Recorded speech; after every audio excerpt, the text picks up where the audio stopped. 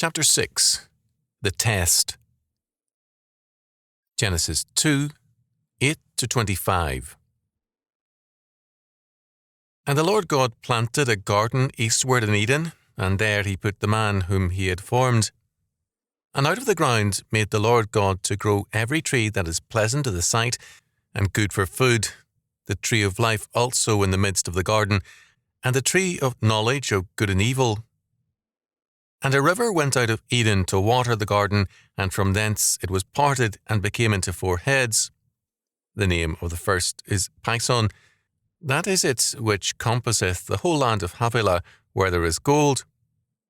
And the gold of that land is good. There is bdellium and the onyx stone. And the name of the second river is Gihon. The same is it that compasseth the whole land of Ethiopia. And the name of the third river is Hiddekel. That is it which goeth towards the east of Assyria. And the fourth river is Euphrates. And the Lord God took the man and put him into the garden of Eden to dress it and to keep it. And the Lord God commanded the man, saying, Of every tree of the garden thou mayest freely eat, but of the tree of the knowledge of good and evil thou shalt not eat of it, for in the day that thou eatest thereof thou shalt surely die. And the Lord God said, It is not good that the man should be alone. I will make him an helpmeet for him. And out of the ground the Lord God formed every beast of the field and every fowl of the air, and brought them into Adam to see what he would call them. And whatsoever Adam called every living creature, that was the name thereof. And Adam gave names to all cattle, and to the fowl of the air, and to every beast of the field. But for Adam there was not found an helpmeet for him. And the Lord God caused a deep sleep to fall upon Adam, and he slept, and he took one of his ribs, and closed up the flesh instead thereof. And the rib which the Lord God had taken from man made he a woman, and brought her unto the man. And Adam said, This is now bone of my bones, and flesh of my flesh. She shall be called woman, because she was taken out of man. Therefore shall a man leave his father and his mother, and shall cleave unto his wife, and they shall be one flesh. And they were both naked, the man and his wife, and were not ashamed. Genesis 2, 8-25. We cannot understand the meaning of the Garden of Eden unless we see it as a pilot project where God placed man to test him and to enable him to acquire the skills of dominion. Man was created sinless, but not perfect or mature. He was created to exercise dominion and to subdue the earth and make it God's fruitful kingdom. Out of the glory of the newly created earth, one area was set aside and somehow fenced or separated to make it a pilot project. Man was there to learn how to exercise dominion. The location of this garden is unknown to us. The geography of the earth was radically altered by the flood. Old names were reused, but the topography was now changed. Man was sinless, but untrained and untooled. He was also naked. His task was to till the soil and prune the fruit trees of the Garden of Eden, and to name the animals, a scientific task, since naming in the Bible means accurate description or classification. Adam's task was a great one. He did have an unfallen nature, so that his mind was much more capable than our fallen minds. Our redemption begins our restoration, which heaven completes. Adam had a problem. Eden had wild animals, great and small. These would quickly reduce the fruit trees and vegetable gardens to nothing, so fencing of some sort was necessary. But Adam was naked and without tools. His task was a heavy one, but somehow he accomplished something. He was naked and had no shelter. According to verse 6, a heavy dew watered the earth nightly. This made it difficult and unpleasant for a very tired, naked man to rest at night. Thus it was urgently necessary for man to build some kind of primitive shelter, probably a lean-to for sleeping purposes. Clearly, Adam's life was one of hard work. God was testing him to enable man to learn how to use his abilities and to exercise dominion in a hard primitive sense. To do so required knowledge. To do his job faithfully meant obeying God and recognizing the righteousness or justice of God's plan. All this meant a radical separation unto God and his calling. This was Adam's holiness. From the first day, man had a choice. He could obey or disobey God. If he took of the tree of the knowledge of good and evil, verse 17, it meant death. Eat of it, you shall die, Adam was told. The process of death would begin in him. He could serve God, or Adam could seek freedom from God. The Garden of Eden was a pilot project in how man was to subdue the earth and exercise dominion over it.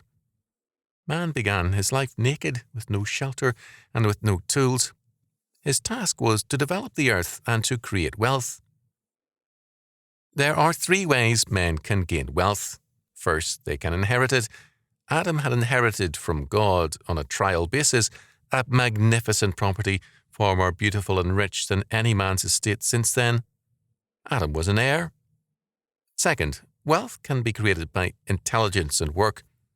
Adam had to use his mind to make tools, fencing, and other things to protect the garden. The animals were not yet fallen, but they were animals, and they could turn the orchards and gardens easily and quickly into a shamble. We can safely assume that more than once they broke through Adam's barricades and destroyed things. There was no sin in Adam's world, but there was hard work. Third, wealth can be gained by theft, and this is the most popular method. It is applied in common thievery, and also in socialistic schemes to take from some to give to others. Theft is an avoidance of work. Its premise is, I have a right to these things, or I deserve them more than the possessors do. Theft is a quick means to wealth. It is, however, destructive of both the thief and society. Instead of creating wealth, theft destroys it. Theft is more than a transfer of wealth. It is an attack on the legitimate means of gaining wealth, that is, inheritance and work. By various means, including taxation, both inheritance and work are curtailed and damaged. But theft offers itself as a shortcut to wealth. It seeks to base the good society on expropriation, not on inheritance and work. James, at the Council of Jerusalem, declared, quote, "Known unto God are all his works from the beginning of the world," Acts 15:18. God ordained that man from Eden onward face the alternatives for gaining wealth, inheritance and work, or theft. Man has always had a choice. We are told that the various areas of the Garden of Eden were rich in a variety of gemstones and also in gold. Verse 11.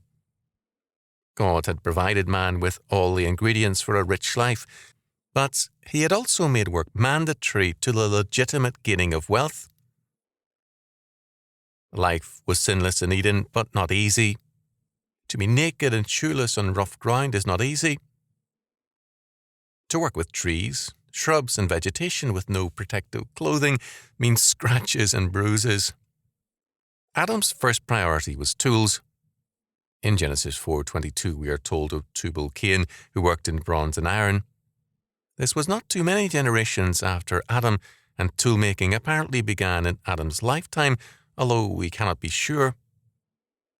Adam did live 930 years, Genesis 5:5, so that he most likely lived to see the primitive technology he developed in Eden mature and become highly advanced.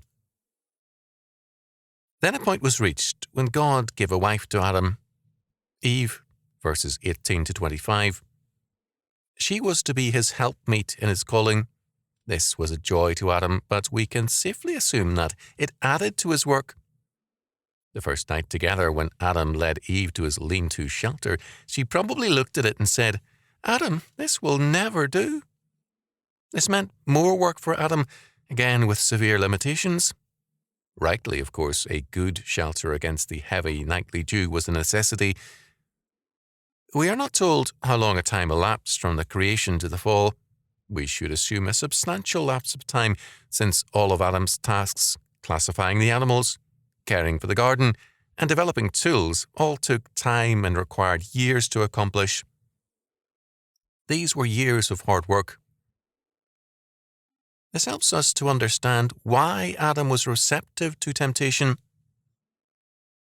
An idealistic shortcut to wealth and power was appealing to the hard-working man, and no less appealing to Eve, whose duties were not simple ones, given the severe limitations of their primitive condition. Adam and Eve were not fallen, but they were capable of sinning. The key sin would be a shortcut to wealth and power. Even as God, by his fiat word, had created all things, perhaps man, as God's image bearer, could, by his own fiat word, bypass inheritance and work to create wealth. This makes clear why Eden was a pilot project. The problem man faced there is with us still, but with a difference. First, Adam was not fallen, and we are born sinners. We are seriously handicapped. Second, we have an advantage over Adam in knowing of his failure and of being a new creation in Christ. Our kingdom work is thus on a different basis and with a sure hope.